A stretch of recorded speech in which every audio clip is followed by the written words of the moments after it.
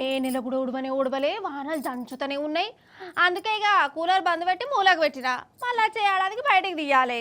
ఇక తాపకోసారి నీళ్ళ డబ్బాలు నింపి ఫ్రిడ్జ్లలో పెట్టుడు కూడా పని తప్పింది. ఫ్యాన్ ఇక 2వ నెంబర్ మీదనే పెడుతున్నా. ఇక ఈ నెల కరెంటు బిల్లు తక్కువనే వస్తుందై ఉండాలి.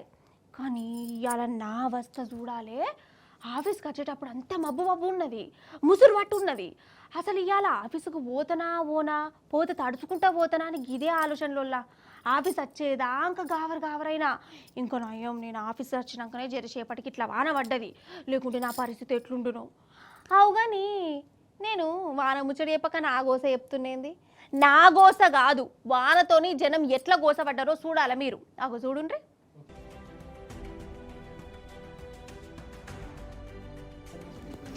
నిజంగా మన హైదరాబాద్ పట్నం అంతా పొద్దుమికంగా ఆగమాగం అడవడవైంది కాదు, మస్తు వాన పడ్డది. ఇక ముత్తంత వాన పడితేనే ఎట్లుంటుందో మీకు ఎరుకునేదేనాయే. పెద్ద వాన పడితే ఇంకెట్లుండాలి. ట్రాఫిక్ జాములు, కరెంటు బోర్డు, వామ్మో ఇక ఎక్కువ చెప్పద్దు మళ్ళా. అయితే ఇటు ఆసిఫాబాద్లా పెద్ద వాగు మీద కట్టిన వంతెన మీదకి వెళ్ళి ఆటో పోతుంటే అది అడుక్కుమని కూలిపోయింది. ఆటో వాగులో పడిపోయింది. అందులో జనాలు కూడా వాగుల్నే పడ్డరు. ఇంకా నయ్యం వాళ్ళకి ఏం కావాలనుకోవాలి. ఆటో మాత్రం సగం దూరం దాకా కొట్టుకుపోయింది. ఇంకా నయ్యం ఎవ్వరికి ఏం కావాలి, అందరు మంచిగానే బయటపడ్డారు.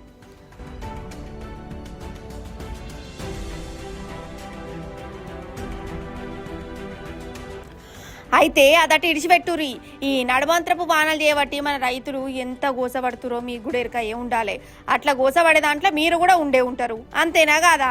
పాపం వడ్లు చూడురు ఎట్లయిపోయినాయో. తడిసి మొలకలు కూడా వచ్చినాయి. కొనే దిక్కు లేదు, పట్టించుకునే నాదుడు లేడు. కష్టపడి వండించిన పంట అయ్యో గిట్ల సత్యనాశ అయిపోయే. గిట్లా మొలకలు వచ్చినాయి అంటే ఈ పాపం ఎవరిది? ముమ్మాటికి మన సర్కార్దేనా కాదా? అసలు ఎందుకన్నా ఈ చేపటిని తెచ్చుకుంటేమిరా భగవంతా అని గుండెలు బాదుకుంటురు.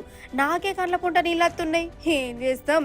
రేవంత్ సారు ఢిల్లీకి వెళ్ళన చూడు సారు ఈ వడ్లు ఎట్లయినాయో ఏం కథనో.